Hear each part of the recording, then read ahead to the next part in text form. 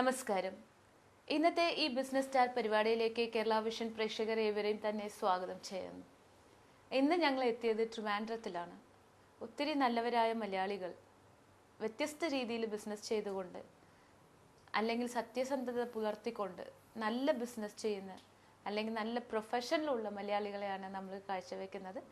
ട്രിവാൻഡ്രത്തിൽ വളരെ അറിയപ്പെടുന്ന ഒരു വ്യക്തി മാത്രമല്ല, ഈ യങ് ഏജിൽ അദ്ദേഹത്തിൻ്റെ ഹാർഡ് വർക്കിൽ തന്നെ ഇന്ന് ഒത്തിരി നല്ല നല്ല പ്രോജക്ട്സ് ചെയ്തിട്ടുണ്ട് എന്ന് തന്നെ പറയണം. ഒരു കൺസ്ട്രക്ഷൻ മേഖലയിൽ അഫ്കോഴ്സ് നമുക്ക് ആവശ്യമുള്ളതാണ് സിവിലാണ് അതിൻ്റെ മെയിൻ ബേസ്. അത് കഴിഞ്ഞാൽ വരുന്നത് ആർക്കിടെക്റ്റ്, അത് കഴിഞ്ഞാൽ വരുന്നത് നമുക്ക് അതിൻ്റെ അകത്തുള്ള ഇലക്ട്രിക്കൽ, ഇലക്ട്രോണിക്സ് എന്നുള്ള പ്രോഡക്റ്റ് എല്ലാം കൂടി ചേർന്നിട്ടാണ് ഒരു ഹോമായിട്ട് മാറുന്നത്. പക്ഷേ നമ്മൾ ജീവിക്കുന്ന വീടെന്ന് പറയുന്നത് നമ്മൾ സ്വർഗമായി മാറ്റിയെടുക്കുകയാണെങ്കിൽ തീർച്ചയായിട്ടും വളരെ സന്തോഷം തോന്നും. ഓരോരോ ദിവസം നമുക്ക് കടക്കുമ്പോഴും നല്ലൊരു എക്സ്പീരിയൻസ് ആണ് നമുക്ക് തരുന്നത്. വീടിനെ എത്രത്തോളം ഭംഗിയാക്കാൻ പറ്റും, അല്ലെങ്കിൽ നമ്മുടെ പഴമ, നമ്മുടെ നാലംകെട്ട് സ്റ്റൈല്, നമ്മുടെ കല്ല് വീടുകൾ, കൽപ്പടികൾ എന്നൊക്കെ പറയുമ്പോൾ കേൾക്കുമ്പോൾ തന്നെ ഒരു സുഖം തോന്നുന്ന ഒരു കാര്യം തന്നെയാണ്. സോ ഇന്നത്തെ ഈ സബ്ജക്റ്റ് കവർ ചെയ്യാൻ പോകുന്നത് ആർട്ട് വർക്കിനെ കുറിച്ചാണ്. ഈ മ്യൂറൽ സ്കൾപ്ചേഴ്സ്, വീട്ടിൽ വെക്കുന്ന ആർട്ട് വർക്ക്സ്, അല്ലെങ്കിൽ വീട്ടിൽ ചെയ്യാൻ പറ്റുന്ന ആർട്ട് വർക്ക്സ്, അല്ലെങ്കിൽ സിവിലിൽ ചെയ്യാൻ പറ്റുന്ന ആർട്ട് വർക്ക്സ് എന്നുള്ള വ്യത്യസ്ത തരത്തിൽ ആർട്ട് വർക്ക് ചെയ്യുന്ന ഒരു വ്യക്തിനെയാണ് ഇന്ന് നമ്മൾ പരിചയപ്പെടാൻ പോകുന്നത്.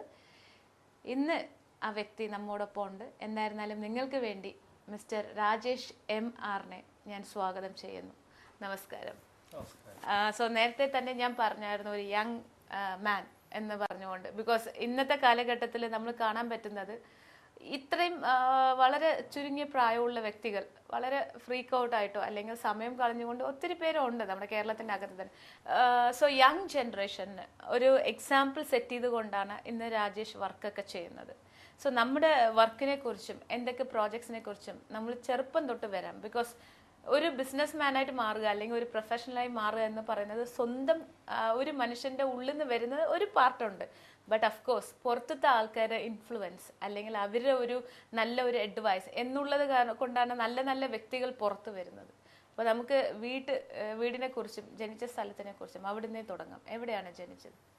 ജനിച്ചത് പത്തനംതിട്ടയിലാണ്, തിരുവനന്തപുരത്തുള്ള. അച്ഛൻ അവിടെ ജോലി ഉണ്ടായിരുന്നു, ഫാമിലി ആയിട്ട് അവിടെ ആയിരുന്നു. പിന്നീട് അവിടെ നിന്ന് അച്ഛൻ ചെറുപ്പത്തിൽ തന്നെ മരിച്ചു. അതിനുശേഷം റിലേഷൻസ് ഒക്കെ ഇവിടെയാണുള്ളത്, ബന്ധുക്കളെല്ലാം ഇവിടെയാണുള്ളത്. അതുകൊണ്ട് പിന്നെ ഞങ്ങളും കുടുംബമായിട്ട് ഇങ്ങ് പോകുന്നു. ഇവിടെ വന്നതിന് ശേഷം പിന്നീട് സാമ്പത്തികമായിട്ട് കുറച്ച് ബുദ്ധിമുട്ടുണ്ടായിരുന്ന സ്ഥിതിക്കും പിന്നെ അച്ഛനൊരു ആർട്ടിസ്റ്റ് ആയിരുന്നു. ജന്മന കിട്ടിയത്. പക്ഷെ അതിനെ പ്രോത്സാഹിപ്പിക്കാനായിട്ട് വളരെ കുറച്ച് ആൾക്കാരെ ഉള്ളൂ. അതാണ് ഞാൻ പറഞ്ഞത്. നമുക്ക് ഉള്ളിൽ തന്നെ നമ്മുടെ ടാലന്റ് ഉണ്ടെങ്കിലും നമുക്ക് പുറത്ത് ആരെങ്കിലും നല്ല ഫോഴ്സ് കൊടുത്താൽ മാത്രമേ അത് പുറത്തേക്ക് നമുക്ക് കൊണ്ടുവരാൻ പറ്റുള്ളൂ. പക്ഷെ പുറത്ത് എന്ന് പറയുമ്പോൾ ബോത്ത് നെഗറ്റീവ് ആൻഡ് പോസിറ്റീവും ഉണ്ട്. അപ്പൊ നിങ്ങൾക്ക് അത്തരത്തില് സപ്പോർട്ട് ചെയ്യാനൊന്നും ആരും ഉണ്ടായിരുന്നില്ല ചെറുപ്പത്തിൽ സപ്പോർട്ട് ചെയ്യുന്ന ഈ കഴിവ് ഇങ്ങനെ പുറത്തു വരാനായിട്ട് കുറച്ച് ഇത് നമ്മൾ ചെയ്യണമല്ലോ. അപ്പം ചെറുപ്പത്തിലെ തന്നെ ഞാൻ ചെറുതായിട്ട് വരയ്ക്കുക അല്ലെങ്കിൽ മണ്ണിൽ ഇത് എന്തെങ്കിലും ഉണ്ടാക്കുക അങ്ങനെയൊക്കെ ചെയ്യുമായിരുന്നു. പക്ഷെ പിന്നീട് അമ്മാവൻ, അമ്മയുടെ സഹോദരൻ സഹായിക്കും.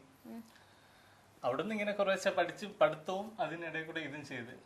അമ്മയുടെ സഹോദരൻ, അമ്മാവൻ ഏത് തരത്തിലാണ് സഹായം ചെയ്തത്? നമുക്ക് ഏതൊക്കെ രീതിയിൽ ചെയ്താൽ എന്തൊക്കെ നന്നാവും, അല്ലെങ്കിൽ എന്തൊക്കെ കണ്ടു പഠിക്കണം, എന്തിനെ ഫോളോ ചെയ്യണം, അതിനെ പറ്റിയൊക്കെ പറഞ്ഞു തരുമായിരുന്നു. പക്ഷെ ഈ കലാപരമായിട്ടൊന്നും അദ്ദേഹത്തിന് ഇതുണ്ടോ?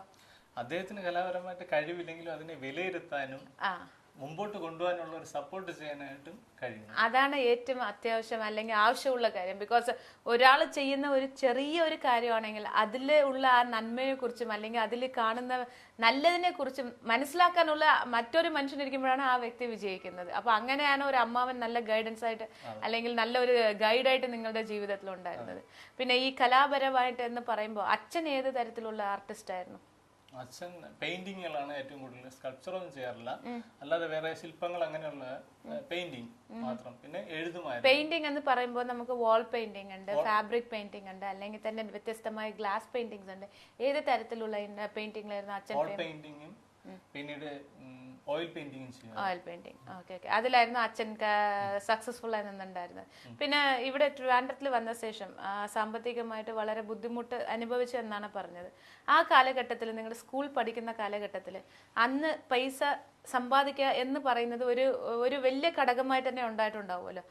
എപ്പോഴായിരുന്നു, ഏത് പ്രായത്തിലായിരുന്നു ആദ്യമായിട്ട് ₹1 പൈസ സമ്പാദിക്കുന്നത് സ്വന്തമായിട്ട്? ഒരു 16-17 വയസ്സിൽ. എന്താണ് ജോലി ചെയ്തത്? ഈ പറഞ്ഞ പോലെ നാടകത്തിന് ബാക്ക്ഗ്രൗണ്ട് സെറ്റ് വരയ്ക്കാൻ പോവുക, ഇങ്ങനെയുള്ള കുറച്ച് ജോലി ഉണ്ട്.